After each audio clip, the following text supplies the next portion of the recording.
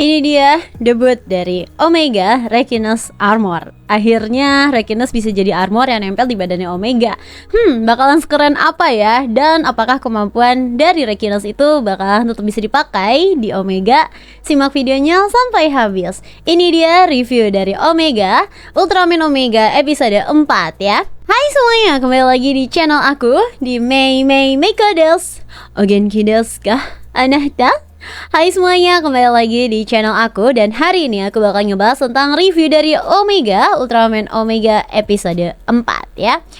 Dimana di episode 4 ini ya diawali dengan Sorato dan Kosei yang masih bingung nih ya sama Reckless yang tiba-tiba muncul ya. Dimana di sini akhirnya Kosei mencoba lagi ya untuk mengaktifkan Reckless ini tersebut ya, dan tentunya bisa ya. Dan ternyata Reckless ini tuh memakan banyak energi dari Kosei. Dan di sini Sorato pun mencoba untuk mengaktifkan ya si Reckless ini juga. Dia ingin mencoba juga ya, apakah dia bisa seperti Kosei yang mengaktifkan si Reckless ini. Ternyata pas dicoba sama si Sorato itu nggak bisa ya. Nah terus ya ke gudangnya si Sorato, dimana di sini kita bertemu dengan pemilik gudang alias bosnya si Kosei gitu ya. Dimana di sini juga pertama kali bosnya Kosei ini bertemu ya dengan si Sorato seperti itu ya. Nah, tapi di sini si Kosei itu bilang kalau misalkan si Sorato ini adalah sepupunya dia, kayak gitu ya, mengerti tentang kaiju ya. Pokoknya di sini ngobrol-ngobrol sama bosnya ini gitu ya. Terus abis itu kayak bosnya, wah keren kamu gitu kan, bisa mengerti tentang kaiju dan sebagainya. Pokoknya kayak gitulah singkat cerita. Ya, sampai akhirnya Mbak Ayu pun nelpon dan dia itu butuh bantuan gitu ya. Nah, dimana di sini tadinya tuh si bos sama si Kosei itu udah mau kayak pergi mancing nih ya guys ya. Akhirnya Sorato doang nih untuk apa yang datang ke lokasinya Mbak Ayu ya. Karena kata Mbak Ayu kemungkinan besar di sana itu terdapat kaiju ya. Jadi pas dicek ke sana ternyata memang ada bekas cakaran gitu. Jadi kayak ada bekas cakaran, kayak ada 3 jari, 3 kuku gitu nyakar ya di gedung guys. Jadi itu bayangin, itu gedung gede banget gitu kan, terus kena cakaran gitu ya. Dan di sana itu hanya ada si Sorato aja. Karena menurut Sorato ya udah nggak apa-apa, kamu mancing aja sama bos gitu, biar dia sendiri aja gitu. Karena kata dia juga udah bisa kok untuk naik kereta sendiri kayak gitu kan. Cuman emang di sini tuh kelihatan ya kalau misalkan si Kosei itu kayak ada perasaan marah gitu. Mungkin marah karena nggak diajak kali ya, atau enggak marah karena nyuruh dia untuk nggak usah ikut gitu ya. Mungkin dianggapnya jadi kayak dia tuh nggak diperluin kali gitu ya. Sedangkan mungkin dia tuh punya ambisi untuk kayak ngebantu juga kayak gitu kan. Pokoknya perasaannya si Kosei ini tuh gelisah banget deh. Akhirnya sama bosnya pun dibatalin ya untuk mancingnya itu. Tapi dibatalinnya itu bukan kayak ya udah dibatalin aja terus dia boleh dia ikut pergi aja gitu sama Sorato, itu enggak juga. Jadi kayak dia diajak buat main permainan papan lagi gitu ya, permainan papan lain gitu ya. Nah sambil dengerin radio gitu ya. Nah di sisi lain ya, si Sorato sama Mbak Ayu pun ngecek ya untuk daerah-daerah sekitar, yang dimana di daerah situ tuh banyak banget gedung-gedung yang kena cakaran. Dan akhirnya si Sorato pun menemukan kayak bongkahan besar gitu ya, kayak daun tapi gede banget gitu ya, yang dia bilang ini bisa jadi berasal dari si kaiju tersebut kayak gitu ya. Bisa jadi berasal dari kaiju tersebut, bisa aja kaiju ini bentuknya kayak burung katanya gitu. Mbak Ayu tuh kayak dapat video gitu ya guys, kiriman video yang katanya itu adalah kaiju yang bentuknya tuh kayak dinosaurus gitu ya. Nah itu dibilang dari pusat katanya itu tuh video asli kayak gitu, jadi perlu diwaspadai gitu ya. Nah terus ternyata nggak lama dari situ muncullah ya sesosok kaiju yang tiba-tiba banget muncul di atas gedung kayak gitu ya.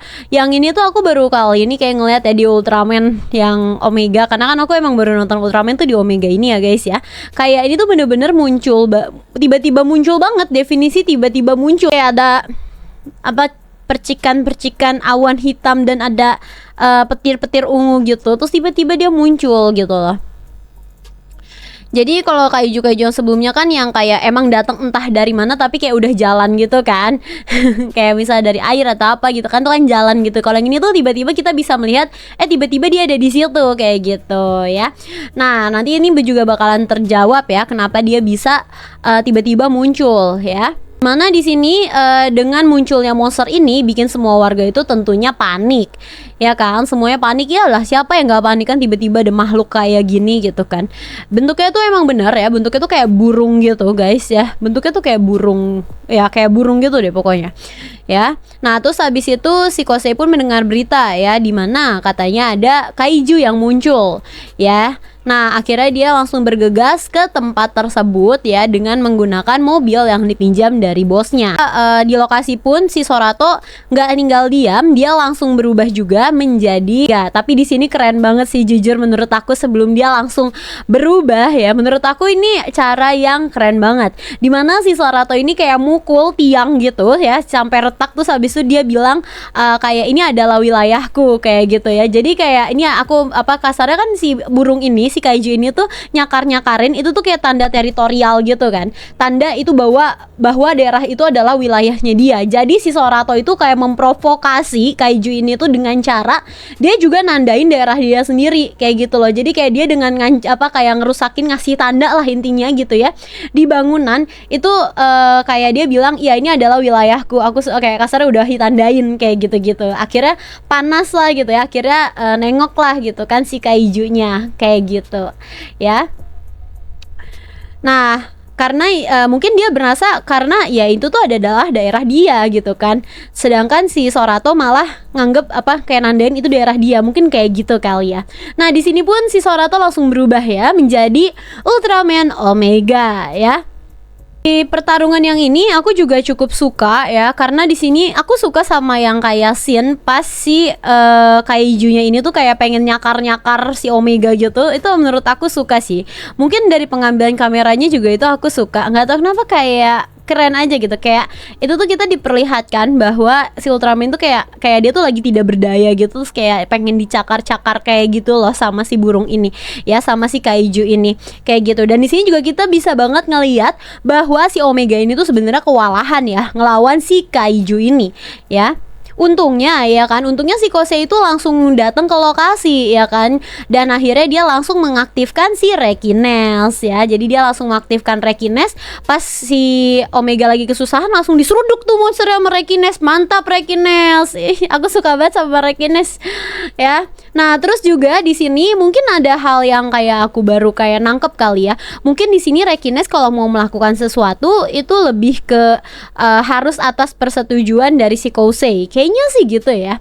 Kayak mungkin kalau pas yang kayak si Rekines ini disuruh telekinesis gitu-gitu supaya mengetahui keberadaan monster. Oh ya, by the way, monster ini tuh bisa ngilang guys ya. Ya bener banget. Jadi kaiju ini dia tuh bisa, kemampuannya tuh bisa hilang. Jadi kita nggak kelihatan dia di mana, ntar tiba-tiba dia nyerang kayak gitu. Makanya kayaknya itu juga alasan kenapa dia bisa tiba-tiba muncul di atas gedung tuh tadi, ya kan. Jadi kayak dia tuh sebenarnya ngilang gitu. Dia tuh sebenarnya emang nanda-nandain di gedung dalam keadaan dia tidak terlihat. Jadi pas dia baru munculin wujudnya itu ada di atas gedung kayak gitu ya. Jadi emang kaiju ini dia bisa ngilang. Si Rekines ini sepertinya ya memang dia ini tuh harus mendapatkan ACC gitu ya dari pengendalinya, yaitu adalah si Kosei ya. Karena si kaiju ini kayak ngirim sinyal gitu ya ke Kosei untuk mungkin untuk ini kali ya, berubah jadi armor untuk membantu si Omega gitu ya. Walaupun si Kosei ini awalnya nggak ngerti gitu kan, kayak nggak paham gitu. Hah, ya udah lakukanlah semaumu gitu ya.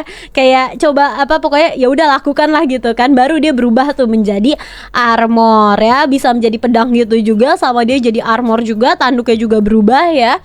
Terus ya pedangnya sih aku suka pedangnya. Ditambah pedangnya ini juga dia tuh bisa mengeluarkan kekuatan telekinesisnya juga. Jadi kekuatan dari Rekines itu nggak berubah guys ya. Jadi dia nggak cuman kayak berubah jadi pedang aja, kekuatannya tetap ada. Kekuatannya Rekines itu telekinesis ya kan. Jadi di sini keren banget sih untuk si Omega ini pakai kekuatannya si Rekines, karena dia bisa telekinesis si kaiju ini ya. Jadi kayak ditahan gitu loh pakai kekuatan telekinesisnya. Habis itu di sayat-sayat pakai pedangnya si Rekines. Itu keren banget sih, jujur kayak wow, ternyata kemampuan telekinesisnya tetap bisa dipakai gitu loh ya. Di sini juga lumayan keren ya, karena kayak ditebas abis itu duar gitu di atas. Itu lumayan keren sih. Aku suka sama fight di episode 4 ini jujur.